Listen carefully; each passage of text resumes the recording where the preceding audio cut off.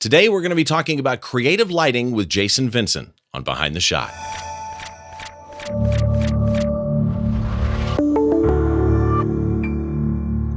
Hi, welcome to Behind the Shot. I'm Steve Brazill. As always, with this show and every show that I do, the show notes are over at behindtheshot.tv. If you want to follow me, it's stevebrazill.com. It's like the country Brazil, but two L's. I want to jump right into today's show because I've been working on this show for a while, and the shot that we picked, I'm that excited to get into it. First of all, I want to welcome to the show Arkansas-based wedding and documentary photographer Jason Vinson. Jason, how are you, man? Good. How's it going? It's good. I'm so glad that you're doing this. I really appreciate it because we were talking in the green room. I know how busy you are. It's been a busy month for sure. Not normally this busy, but yeah. So to give people an idea, how many days out of this month are you home? I think this month I've been home for maybe 10 days. And of those 10 days, I think I shot 4 weddings.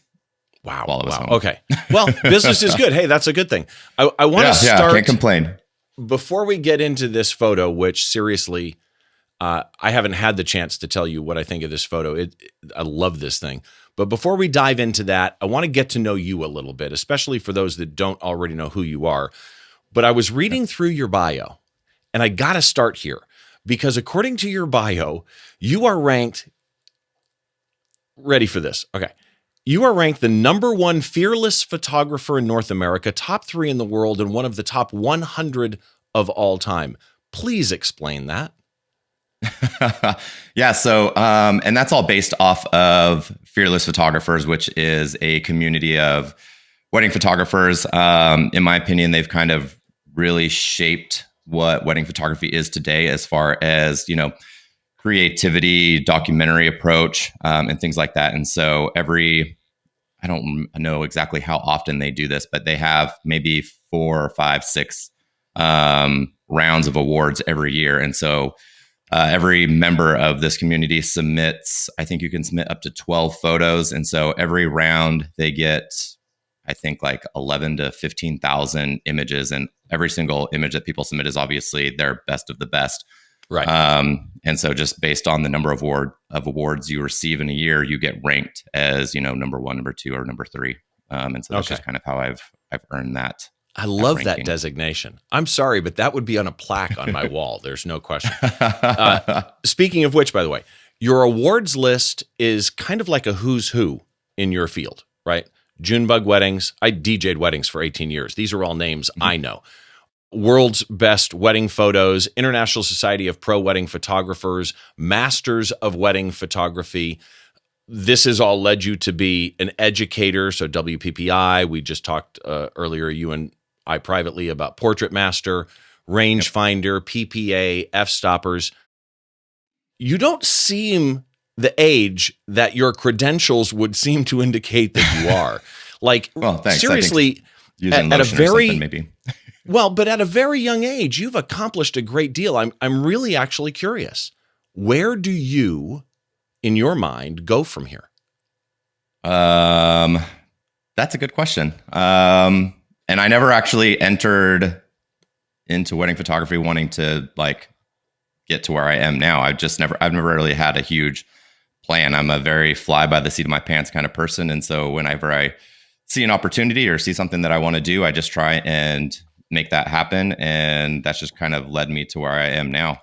And so, yeah, I think 5 to 10 year goal is I'll probably actually stop doing as many weddings. I want to start getting into something more like, senior photos and things like that, just to kind of keep me home a little bit more, keep my weekends free. Got 3 kids. So trying to keep my weekends a little bit more free. You have 3 kids? How old are your kids? Yeah. So let's see. Our son is getting ready to turn 5. Our daughter is 2.5. And then we have a new daughter that's 11 weeks old now. Oh, congratulations. Thank you. Yeah. You're at fresh. That special time. I was a stay-at-home dad, so you're at a very special time, man. That's awesome. Yep. I want to touch on something that kind of relates to today's shot, because I introed this. I mean, we're going to go all over the place, I'm sure, but I kind of introed this like I do all my shows based on something that I see in that shot. and I title them before I talk to you because I find that fun for me in a way. Okay. Your lighting. You are a Stella Pro ambassador. Stella Pro is the Stella Pro line of lights from the company Light in Motion, who I have met twice. I met them at WPPI, and then I met them again at NAB in Vegas, both in Vegas, actually. And super, super nice people. And I got to play with these lights a little there. I've never used them myself. They look amazing. And by the way, folks, if you're interested, it's Stella Pro Lights on social media. So, at Stella Pro Lights or stellaprolights.com. You can also go to the Light in Motion site and find Stella Pro link at the top. But as you're working with lighting and the Stella Pro or whatever, lighting you happen to be using at the time, even if it's natural light, like I look through your portfolio and you seem to see light differently, I think, than a lot of pro wedding photographers. Like you see light and composition as one thing together. Like it's a structural element of the photos that you make. So I'm curious from your side, what is the key to seeing the light in a scene, whether it be artificial or natural? Yeah. So for me, it's always about, composition is kind of the guide to light. And so I'm always looking for clean compositions. And so if I see a clean composition and then there's good light in that situation, then I'll use natural light. And that happens quite a bit. Or maybe the light is really interesting and I can figure out a decent composition to use that natural light. And then there's situations where I see a good composition and the light's not super interesting. And those are the situations where I bring light in for myself. The key with my lighting is that, I don't use soft boxes or anything like that. So everything is hard light on a wedding. I don't use soft boxes at all on a wedding day. And so I apologize. I need to interrupt you. Can you explain that a little bit more? Dive into that.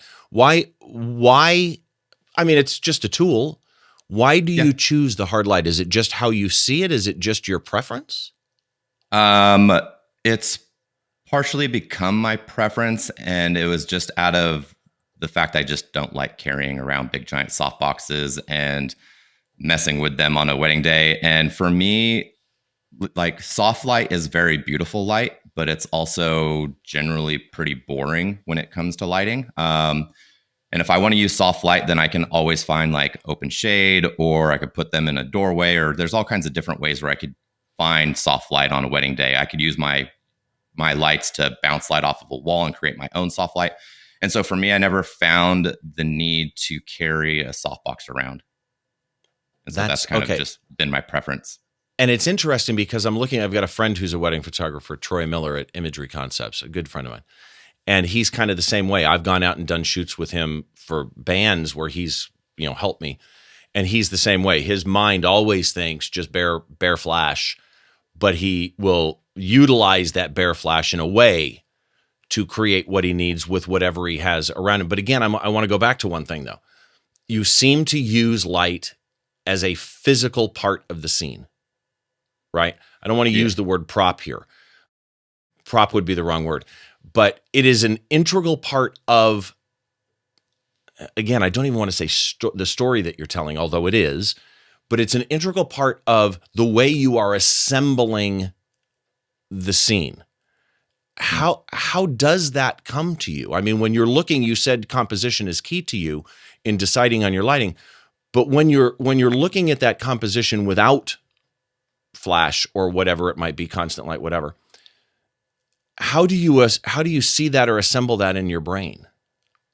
So I started this thing, and it's actually was kind of like the topic for my presentation that I gave at Portrait Masters. But I started this thing when I first started to learn flash.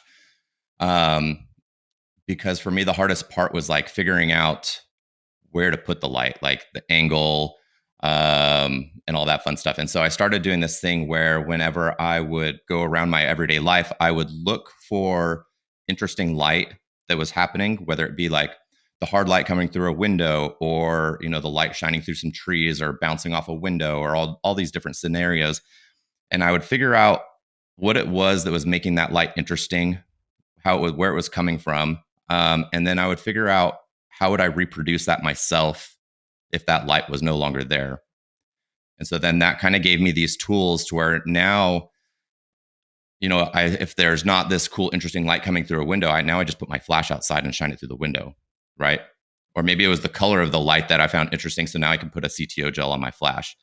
Okay. And so there's all these different, little things that you'll see throughout the day that if you notice these little patterns of light, you build up this toolbox. And so now when I see an interesting composition and the light's not interesting, I could look around the room and all I see is tools that I can use to shape and form my light in order to create something interesting without having to carry a ton of tools with me. You just basically said that you reverse engineered nature. Kind of. Yeah, I kind of dig that. All right. So real quick, before we get into today's photo, as always, mentioned it at the beginning of the show, the show notes for today are always available at the website, which is behindtheshot.tv. The show is a podcast first and foremost. If you're watching on YouTube, it's obviously there too. But if you are into podcasts, whatever your podcast catcher app is, if you search for Behind the Shot, you're actually going to find 2 of them. Hopefully not more than that. But you'll find an audio-only version for those of you that want to listen to the audio-only. And if your app supports video, not all of them do. I use an app called RSS Radio. That one does. Apple Podcast does. There is a podcast feed available for the video if you prefer. If your app of choice for podcast does not support video, head on over to YouTube and you can find the video there. Just go look through the channel and you'll find all the past episodes and everything as well. And of course, while you're there, if you head down below the like and subscribe button, you'll find all the show notes, or at least most of the show notes. There is a limit of text on YouTube, but the links and everything that you need are on YouTube as well. But I write an actual blog post for each episode, and those you'll find on the normal website. And that brings us into today's image. And before I bring this shot up, actually, I want to ask you, is there a name for this image? No. Okay. The reason I ask is a lot of times I will, if there is no name given to me, I'll in my head try and come up with a name for the image. And for this one, I got nothing. Like nothing. Because when I'm looking through your site, this is exactly what I'm talking about, man. This is that photo that made me stop. It made me look and stay on it for a while and absorb it and dissect it and understand it and understand the couple that's in the shot. This is everything that I want in a couple shot, like literally everything that I want. And there's so many ways that I could go if I were to name the shot. Let's start with the technical stuff because people like that. Okay. The EXIF data that I've got, and correct me if I'm wrong on any of this.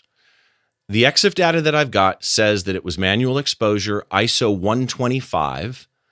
So you're using a lot of light here, but then you drop the shutter to 1/13th of a second to get those nice streaks, which means I'm guessing you had them hold for quite a while. You shot this at f1.6, so you're living on the edge of life that I don't go to. This is the fearless photographer thing. 35 millimeters. You're a Sony shooter. This was an A9 with a Zeiss 35 1.4 lens. All sound about right? Yep, that's good. Okay, I got questions. Oh, and by the way, you had your white balance set to daylight. So let's start there. Okay. Do you normally, when you are shooting light, constant or flash, which may be daylight balanced, do you always manually set your white balance? No, I honestly have no idea why my white balance was set to daylight. It's almost always set to just auto white balance, and I correct in post. Okay. All right. Yeah, because you're shooting raw, obviously. Yeah. So explain to me, you've got light here. You've got plenty of light here, right? You got that ISO down to 125. The 1/13th, was that just so that you could see the rain streaks? Yeah. But 1.6, shooting at f1.6 at 35 millimeters like this, I mean, you're wide enough that your depth of field is deeper than it sounds, but still, you've got a couple with him. I'll explain for those of you on the audio feed, I'll describe the shot here in just a second. But you've got a guy that's dipping her down to kiss her. And 1.6 to me is super narrow, even at 35 millimeters. What's your reasoning for that choice? It's kind of I'm playing a balancing act here because I want a slow shutter speed, and I'm hand holding this, so I'm not using a tripod. So I need Okay. I need a slow shutter speed that's slow enough that I can hand hold, but I also need to let in enough light that you can actually see the couple and stuff like that. And so I also am trying to maximize my dynamic range because this is actually the second shot. So I can get into this in a second. This isn't the primary shot that I was going for. Really?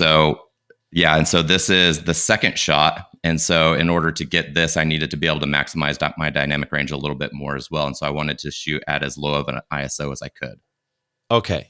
In a second, when we get to this shot deeper on your end, remember to cover what the first shot was, because I'm curious about that. Yep. But for those of you that are on the audio feed, because a lot of people, about 50% of the audience, and I have people tell me this all the time, they drive down the road, they listen to the podcast, and they don't look at the shot until after they've listened. Others look at it first and then drive and listen to the show. So for those of you on the audio feed, let me explain this image to you. I want you to picture a nighttime scene. Picture a couple. They're on the left rule of thirds, right? So you've got a scene. I should probably paint the scene first. You've got a scene. It looks like a concrete walkway, driveway, something like that, with some dark mountains in the background, and then a sky, kind of a dusk-like sky, hard to describe, but it's not, again, this feels like a nighttime scene. Left rule of thirds is this couple.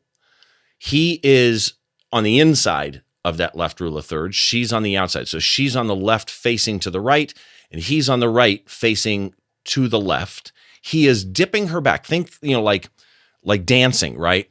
And he's dipping her down to kiss her, and he's actually kissing her. But there are little intricate details in this that make me go, wow, beyond what I've already described. His left arm is lifting up her right leg as though, she's a dancer and they're doing a dance move, but it's not. He's bending her back and he's kissing her. However, speaking of dance move, and by the way, his hand is like under her knee. Her foot, her right foot, the leg that he's lifting, is curled like she's a dancer, which I love because it adds a great, just like dancing, right? It adds this grace. It adds this softness to the image. Her right arm is just hanging down, seemingly limp, except, again, it's this little detail, which, don't tell me yet, but I'm assuming it had to be posed. Her hand is cupped beautifully. It's not, like if you just let your hand hang there dead, your fingers separate, it doesn't look good, it's not attractive. This is more falling into the moment than it is being limp, if that makes any sense at all. They are lit from the front beautifully with a natural daylight colored looking, 5,500 Kelvin type light. But there is also a white light coming from behind them, putting a halo around them. Their heads, their arms, they're haloed from behind. And here's where it kicks in. There is a hard, heavy rain. It's moving like it's windy. It's falling at about a 10-degree angle from camera left to camera right. Just beautiful. And there are multiple colors in that rain. So against that mountain backdrop, it's like a bluish type color. And then against the sky, slightly different color there. And just, it's like almost like a pink against the sky.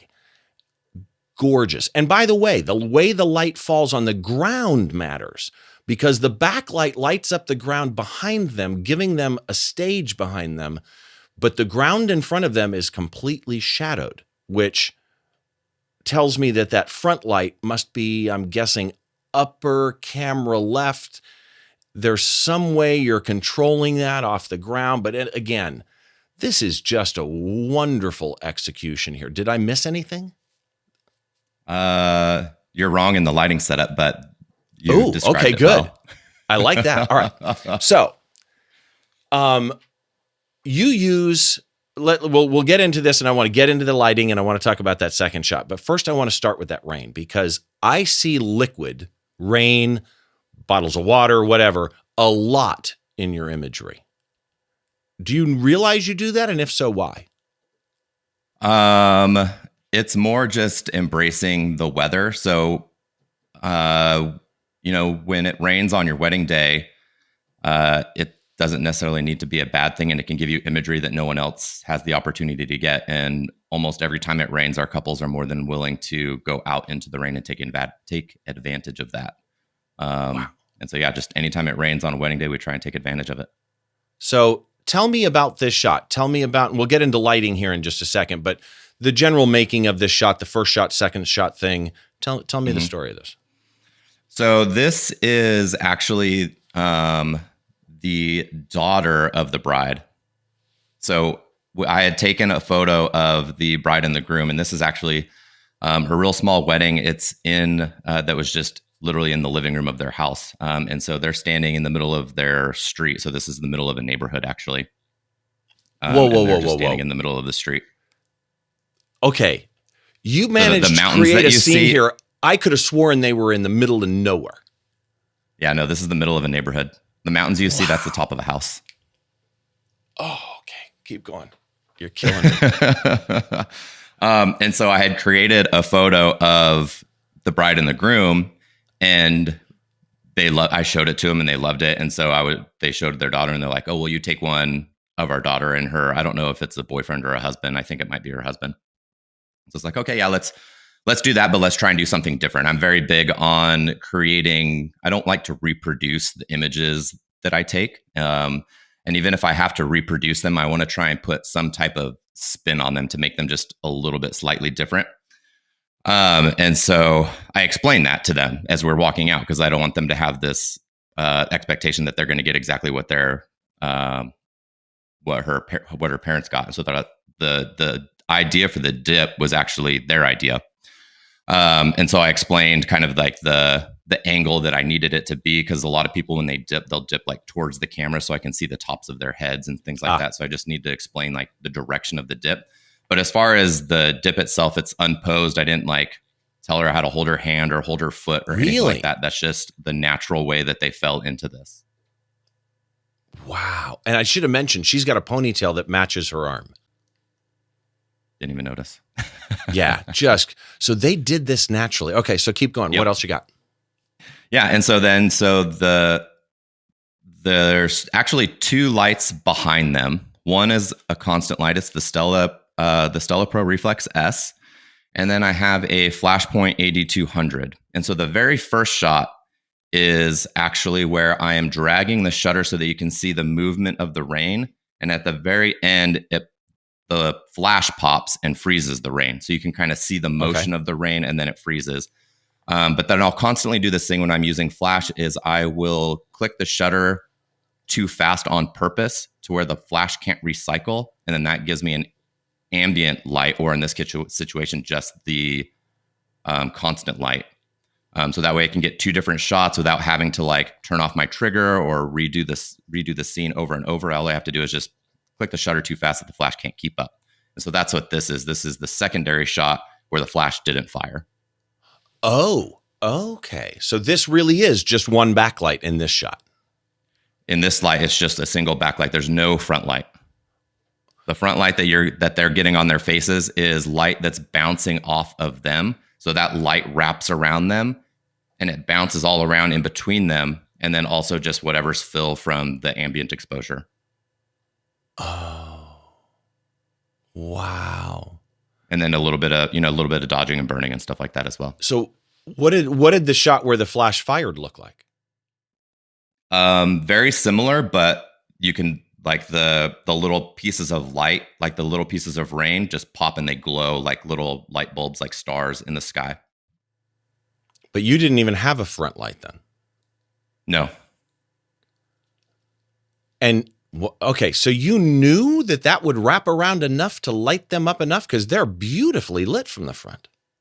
Yeah, I'm at ISO 100 or 125. That was just a slip of the thumb. I usually try and do these kinds of portraits at ISO 100 because then I have a ton of dynamic range that I can pull out. Okay. Wow. First of all, the fact that they pose this way naturally blows my mind. I love the idea of the double shot shoot one, get the flash, shoot before it recycles, get one without the flash. It gives you options, right? Mm-hmm. Not only that, but if you needed to, you could layer these in Photoshop if you got something in the sky or the rain that you liked in one but not the other, and it gives you editing options as you go. But the light here isn't just, helping to create the scene that we see, right? It's not just lighting up the scene that we see. The rain is a piece of the scene, right? Mm-hmm. And with the constant light, so you mixed here a flash and a constant light, at least by intention, right? This is only the constant in the shot. When you're mixing constant light with flash, constant light's nice because you can see what you're going to get. I mean, to an extent. Like, that's actually one of my difficulties with constant light, is what I see with my eye has more dynamic range in it than that camera is going to capture. And so I still have to kind of imagine what's going to happen in shadows and stuff like that. But you're mixing constant and flash. What's the difficulty there with understanding how that flash is going to intermingle? Are you taking test shots? Do you see it in your head? I see it in my head, and then I'll take a couple test shots just to make sure that things are lined up. In this situation, the constant light and the flash are literally like stacked on top of each other. They're on the exact same axis. And so what I see with the constant light, I can basically treat that as like a modeling light for the flash, because they're essentially in line with each other. Okay, that makes sense. So that Stella Pro, it does constant light, and you're using it that way here. Yep. But they have something they explained to me when I met them at, I think it was both WPPI and NAB, something called a digital burst. Yeah. Do you use that? Yeah. And so in this situation, I just had one of my, I have 4 reflexes, but I only brought one to this wedding because it was just a small little elopement type thing. And so that's why I had to use the flash. So in theory, I could have used a Stella Pro Reflex S in constant mode and then had one in burst mode for that pop-up flash. Explain the digital burst, because it's not a flash per se, right? Right. Essentially what they're doing is they are just really quickly turning the LED on and then turning it off. But the way that they're doing it is, because it's an LED, there's no recycle times. And so you can actually shoot a Reflex S at 20 frames per second. I've actually shot it at faster on my Sony A1 because it can do faster than 20 frames per second. And it will never misfire. It'll hit every single frame. There's no overheating. There's no recycle times. And so it's a wonderful tool to have if you need flash, but you also need it quickly. And because it's bursting instead of being constantly on, they're actually able to overpower the LED for that split second. And so you can get more power out of the digital burst than you can when it's turned on in constant mode. Oh. If you're in constant mode and that's turned all the way up and you need just a little bit more power, you can go to burst mode and you'll get an extra stop. Okay, will one of those overpower daylight? If it's close to your subject and you're using one of their optical lenses, they're not as powerful as a flash just because of the nature of LEDs, and they're actually really small. They're smaller than this water bottle as far as I've held them. They're tiny with the battery. They're really nice, but they won't overpower the sun in terms of they're not going to overpower a flash. Okay, but you get more versatility out of them. So let's jump into your depth of field choice at the 35 millimeters 1.6 is narrow. The low aperture is because as I'm shooting the flash, I want all of those little balls of light from the rain to essentially be little balls of bokeh instead of being like sharp little bits of rain. But a lot of people, myself included, we get nervous shooting at 1.8, 1.6. Is there a trick that you use to shooting that wide open and hitting success? Yeah, I shoot on a Sony. Oh, well played.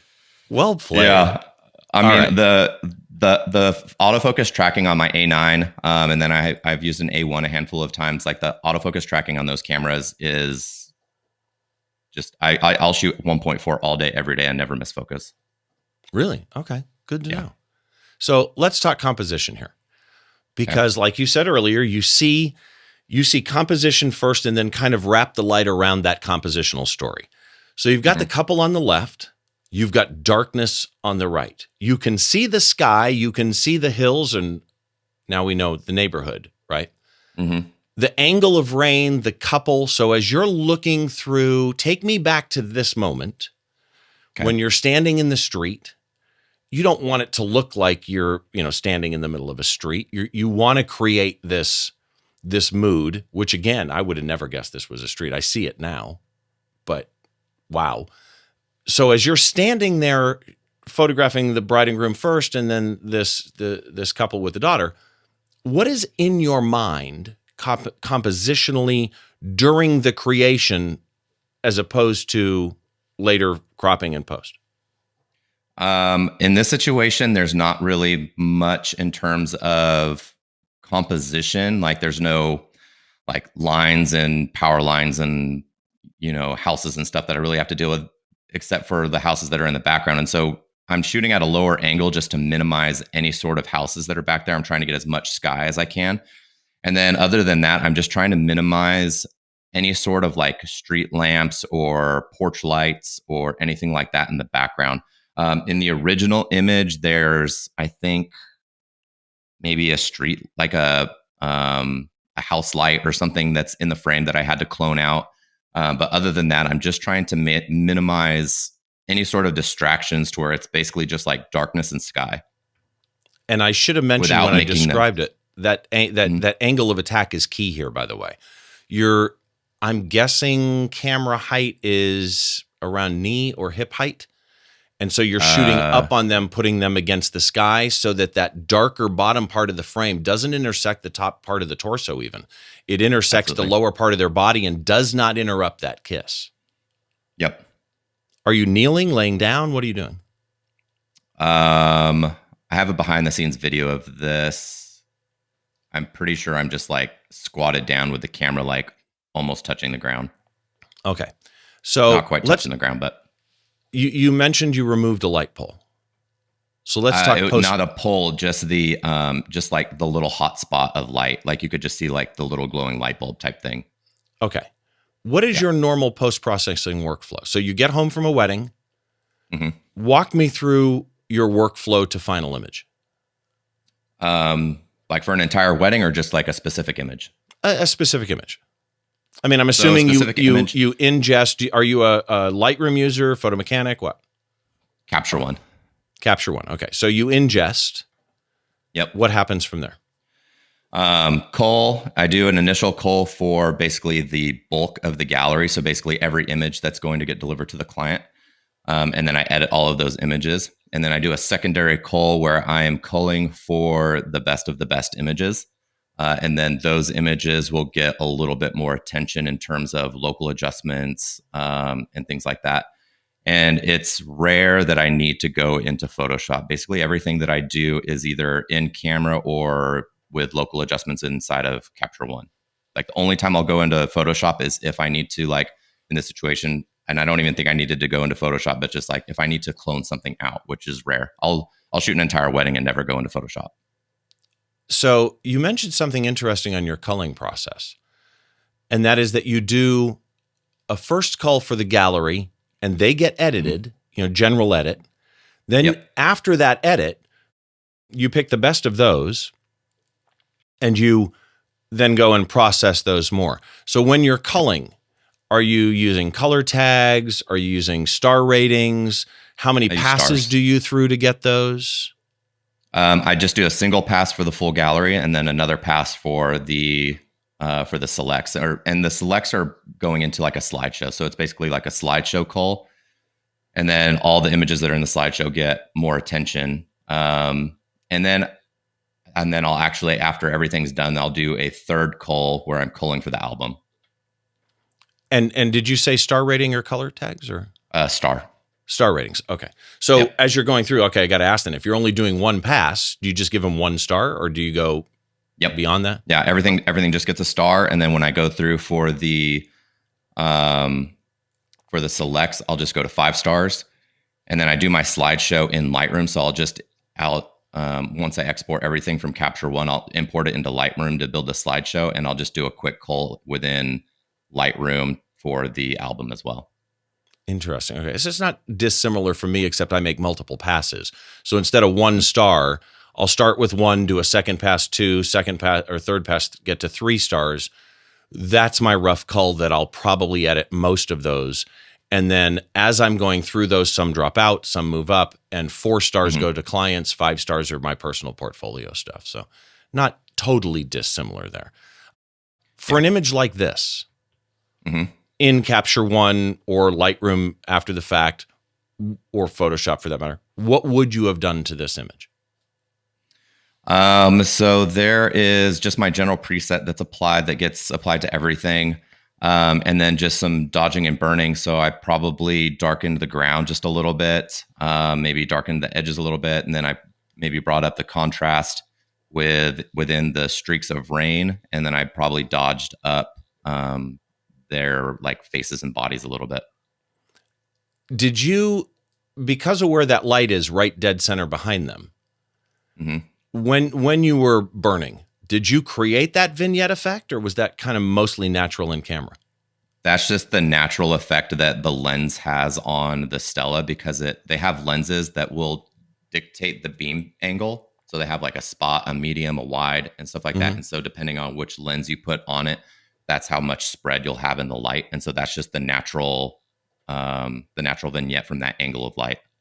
It adds so much to drawing your eye to this couple. Yeah. I mean, just amazing. amazing. If you were to show the other one, you would see that the flash had a lot more spread. And so it makes like the little dots of light cover like the entirety of the frame almost. And then dodging, quote unquote, or in this case, burning the ground. Again, it brings the viewer, the ground is there, they're not too close to the bottom, but because it's darker from where they're standing and behind them, it draws your eye up. It really, honestly, the focus on the subject here, done with the lighting, is spot on. And then the story of the rain and the multiple colors, where'd the colors come from in the rain? It's just from the mix of the constant light, and then there's like street lights that are on and stuff like that. So I think there's a street light like just to the left of them, and so you're just getting a little bleed of ambient light. Wow, dude. Sometimes in situations where I do have that bleed of color, I will dramatize that in post by dragging like a gradient and just adjusting the white balance a little bit more warm and stuff like that. I didn't do it here, but if you see some of my other images, they're like where there's like a cool gradient of color or something like that. Right. It's like a natural gradient that was there, and I just kind of make it go a little bit further just to kind of kick it up a notch. Interesting. So there's one thing I can't tell here that I'm not clear on. She doesn't and he does not look like they're wet from the rain, but they're standing in the rain, right? They are wet. Yeah, it's not like a downpour of rain. This is like a light drizzle of rain. It just looks like it's pouring because of the 1/13 second shutter speed. Yeah, so well. So there's just and the light's far enough back that you're seeing the layers of rain to make it look like there's a lot more rain than there actually is. Speaking of which, how far is that light back? It's probably about 6 to 8 feet behind them, and it's about hip height. From your angle, it's behind their hips. Yeah, right at their torsos. Yep. Okay. Yeah, just so well done. So let's shift gears here. Okay. I'm going to do a speed round with you. Uh-oh. For these questions, answer them any way you want, as fast as you want. And the truth is, I call it a speed round, but if you want to go on, I don't care. You can talk as long as you want. I love this. So, number 1, your favorite wedding or couple photography tip? Oh, man.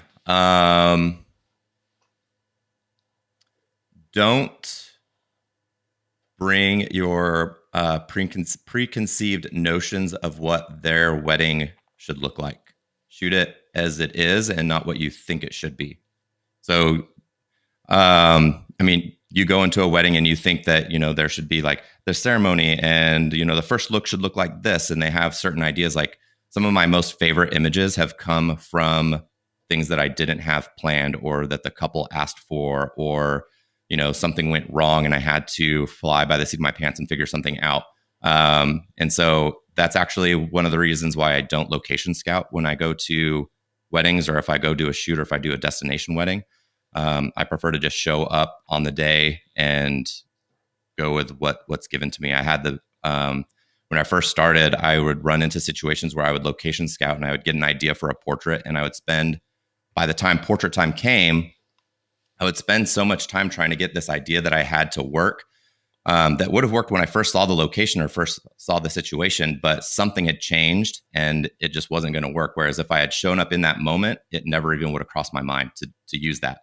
And so I just work a lot better. It might not be how some people work, but for me, I love to just see what I see, and that's where we're going to go. See, I like that. That's actually one of the better tips I've heard. And really what you described, like I introduced you as a wedding and documentary photographer, and that really is that documentary mind frame of you're capturing the event, you're not creating the event, which I like. What is the biggest mistake that you almost made or did make with regard to photography?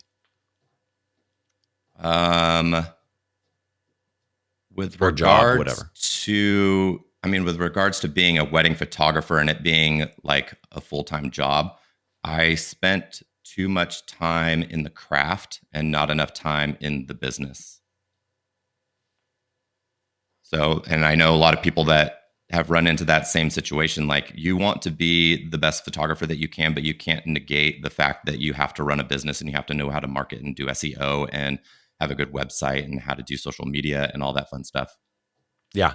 And it's funny because I just did a show 2-3 episodes before this where I went to a bunch of friends of mine in the industry and asked them all one question. What's the best photo advice you've ever been given? And a lot of them were technical answers and a lot of them were, ethereal mental approach answers.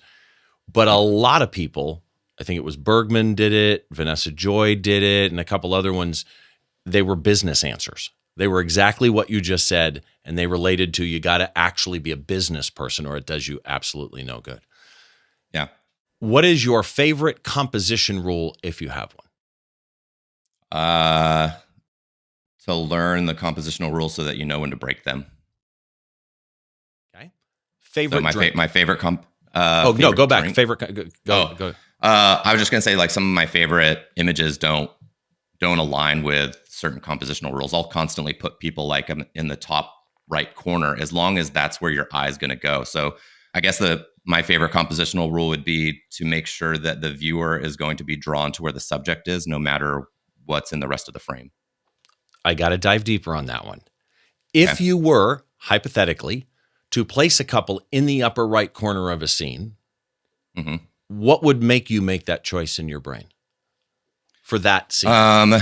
Removing distracting elements in the frame.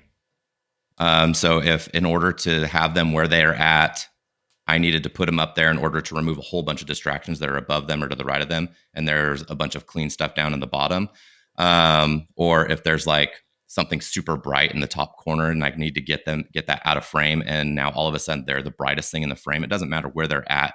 If they're the brightest thing in the frame, they're in focus or they have the most contrast, your eye's going to instantly go to them, no matter if they're on the rule of thirds or on some weird spiral thing. Okay. Weird spiral thing. I love it. Favorite drink. It's the new term, the weird spiral thing. Yeah, right. Weird spiral thing composition. Favorite drink. If I'm drinking alcohol, I love IPA.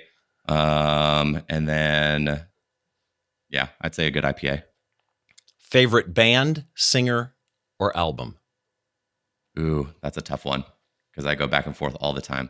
I'm really into a band that's called Loveless right now. They're kind of like punk alternative style right now. And then I go back and forth between that kind of and like screamo, and then I'll listen to hip hop.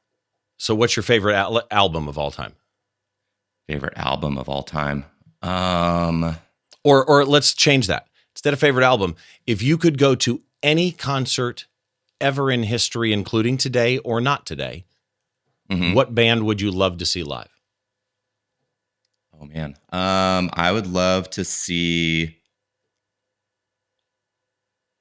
I'd love to see Blink-182 like in their prime. Yeah, me too. I actually was able to photograph Blink-182. I've photographed them once, but it was not in their prime. But I've also photographed Angels and Airwaves, so that kind of made up for it. Okay. Any photographer, this is the last question. Okay. Is there any photographer out there that you follow, whose work you admire, that you think more people should know about and follow?